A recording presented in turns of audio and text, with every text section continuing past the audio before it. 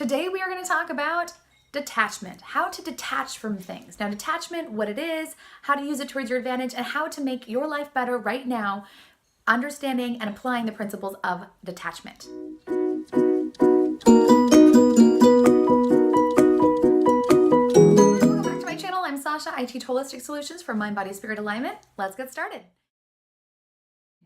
Detachment in general is not the conception that you own nothing, that you become a minimalist or you decide to head off to the mountains and become a mountain person or become a monk or decide that, you're not worth anything, so you shouldn't own anything. It does not mean that you get rid of all your stuff and you give it away. Detachment means that nothing owns you. So the items that you place a lot of attached value towards, that they don't hold more value in your mind, in your heart, in your perception of things that are happening around you, that those items don't hold more value than what you truly enjoy doing, what truly lights you up, what truly you are passionate about, what you find value in. So in order to detach from things, you want to do a couple different things. There's the detachment sort of the tangible physical goods, and there's also the detachment of past memories or past situations that might be sort of haunting you, maybe something that someone said to you that you still have running through your mind, how to detach from that.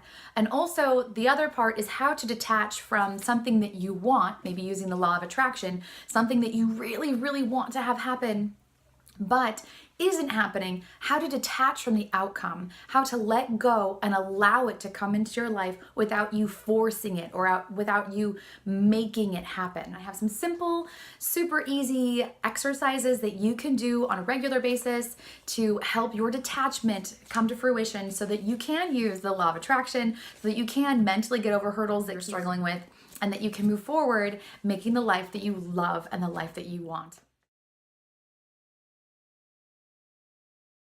So the first exercise I'm going to teach you is about detaching from physical goods. We all collect more things that we really need. We all have more stuff in our spaces that we really have a need for or use or will ever use.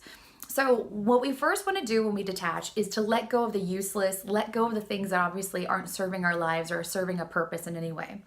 That's the easiest part, to physically walk around your house with a garbage can and just get rid of things that you don't want. The way you want to detach from these things and the way you want to let go of these things is you're going to ask yourself two very specific questions. Is it useful?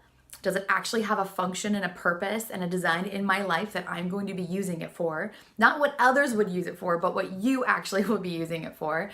And the second thing is, do I love it? Or is it beautiful? Does it make my home more inviting? Is it aesthetically pleasing? Do I enjoy looking at it? Means, again, this is especially if you are a pre-buyer. Stop pre-buying things. You don't need to pre-buy a lot of things. You're not going to necessarily run out. Typically when we pre-buy stuff, it's because we have feelings of lack. We feel like we might miss out. So just keep reiterating your mind, you don't need to pre-buy things. For those of us who are given things and we don't like to get rid of them, usually it's because we feel guilty. We feel guilty getting rid of something that we've been gifted. And that's okay. If you're not using it and if it's not serving a purpose, it is okay to let those things go.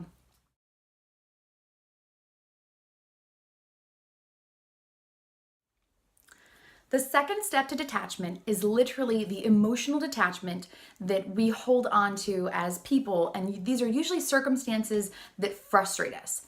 Most of us don't have a problem holding on to things that were beautiful or sweet or romantic or loving. Those are great memories to bring back up and re-experience.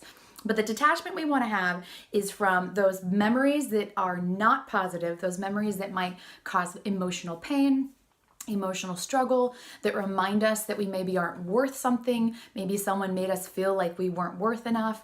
Maybe someone made you feel like you were ridiculous or silly or unworthy of something. Those are the things you want to detach from. Detach from those emotional hurdles that are holding you back from the future and from the life that you ultimately want to live. Now, here's an exercise that I discovered randomly, just kind of by accident. I was doing a lot of meditation and I just kind of stumbled upon this by accident, and it's worked amazing for me. And I really hope it works for you. You literally, you don't have to be an avid meditator to do this.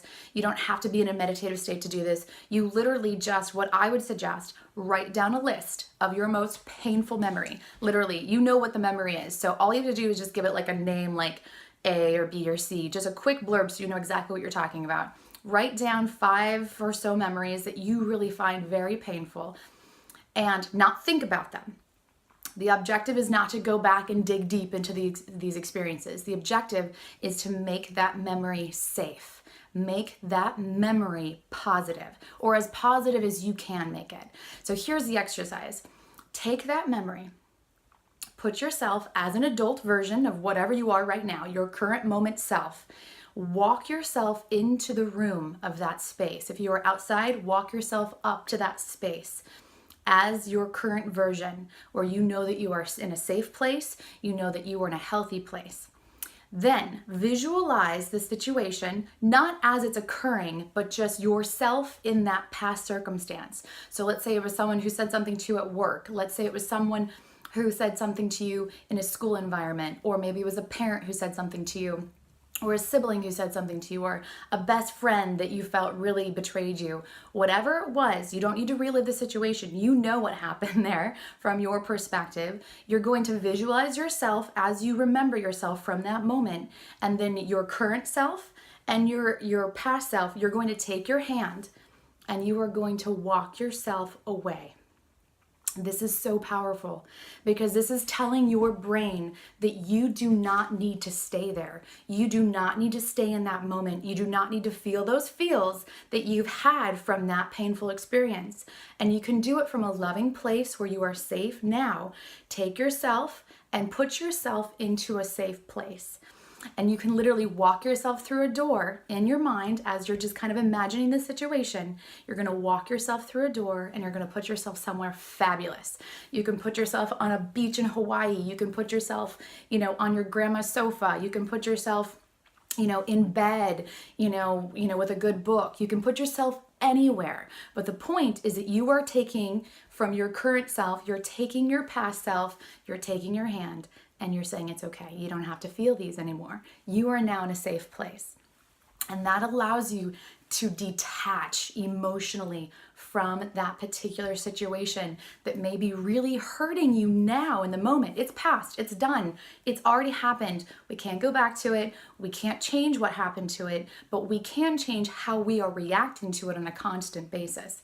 So what you do is you literally, again, you know the situation in the past, you take your current self, you walk yourself over, you take your hand. This is your current self taking the hand of your past self, and you're walking yourself through a door in your mind, and you're putting yourself anywhere you feel safest.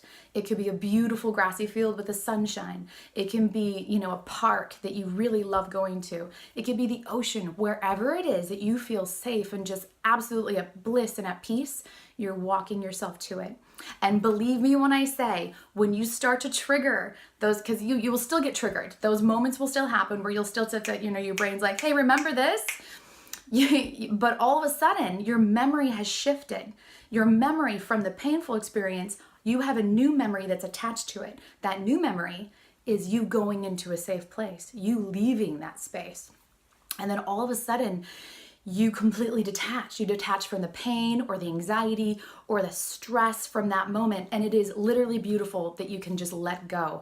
And so the triggers will still come up, but all of a sudden the emotions don't get triggered the same way. The memory will get triggered periodically until eventually after, sort of a habitual pattern creating, your brain will say, oh, we don't really get, feels from that anymore. We'll just, it's obviously no longer important information to remember. We just stop reminding you of the situation. And you can do that with everything, boss situations, employee situations, family situations. This really, really works. And it is a wonderful way to literally create that detachment from the emotions and from the memories.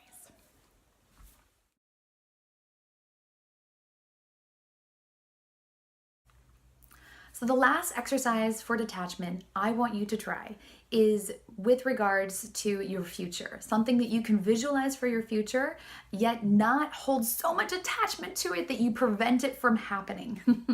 So what we do is basically visualize. Again, we're going to visualize that thing that we want. Let's say it's a car, let's say it's a house, let's say it's a family, or let's say it's meeting that special person. Whatever it may be, you're going to visualize in your mind what it is. So you can take a moment right now, or you can do this later. Close your eyes and visualize that thing. After you visualize that thing that you want, you have to let it go. This is the detachment phase. So if you believe in law of attraction, if you believe that like attracts like, if you believe that by using the law of attraction, you will literally manifest destiny and bring that item into your life, many of us get confused and we think law of attraction means we have to keep it in our mind. We have to keep asking for it. We have to keep reminding the universe, reminding God, reminding source that we want that thing.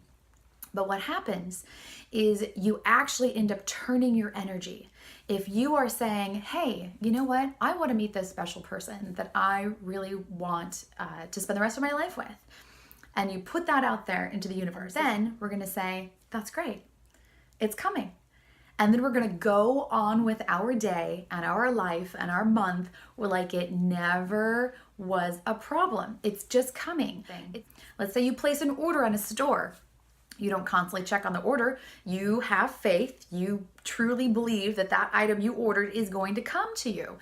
It might take a little bit of time, but you're not going to harass them about that order. Just like you wouldn't ask a person, hey, are you still getting that thing for me? Are you still doing it? Are you still doing it? Still doing it? Still doing it? They're going to get irritated. They're going to say, no, I'm not going to do it for you because you're annoying me. The same thing is happening with your law of attraction. So what you want to do is detach from the outcome and trust that it's coming. So if you're looking for that raise, you're just going to put it out there, and then you're going to act as though you already know it's coming. It's coming. If you need to put a date to it, this is where people think, okay, well, if I put a date, then it doesn't happen, then it's not going to happen. The date or the outcome that you're looking for, it's going to happen in divine timing. But if it helps for you to kind of think, oh, it's going to happen probably the next quarter, it's going to happen in the next year, then it gives you some wiggle room without the stress and anxiety of thinking it didn't happen on Tuesday, which means it's never going to happen.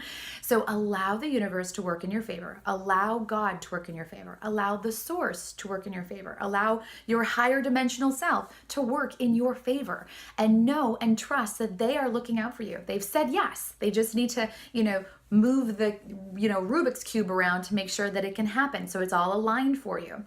Maybe the universe is working on something even better that you're going to be so excited about, but the stress and anxiety is putting a hold on it because they're like, well, are you sure you want this, or are you changing your mind? You want to be confident and secure. You're not changing your mind.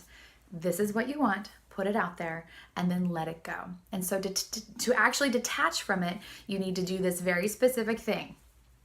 Thank you. Just be grateful and know that it's coming. That's all you have to do. Thank you. This is the thing that I want. Thank you. I know it's coming. And then just let it go. And I know that that is literally the hardest exercise probably of them all, to let go of the control and let go of the outcome and let go of the timeline. But once you do, it's amazing how quickly things start to work in your favor and how quickly you just let go of the anxiety. The anxiety comes from you waiting for it to happen, you wanting it to happen, and that anxiety doesn't help the situation. So just like if someone was really grumpy and had a horrible headache and they were being really grouchy, you really wouldn't want to be around them, would you? So same thing with the universe. If you're putting a lot of tension and anxiety into a wish list, the universe is going to say, okay, wait, I'm getting mixed signals. So you want the signal to be as clear as possible and as relaxed as possible. And then just say, thank you, because you know it's coming. And the universe and God and source, everything will work together and literally help align those paths so that you literally end up stepping into that future self of what you wanted to have happen. Well, I hope these helped you, and I would love to hear from you. Definitely comment down below, and we will see you in the next video. Thanks.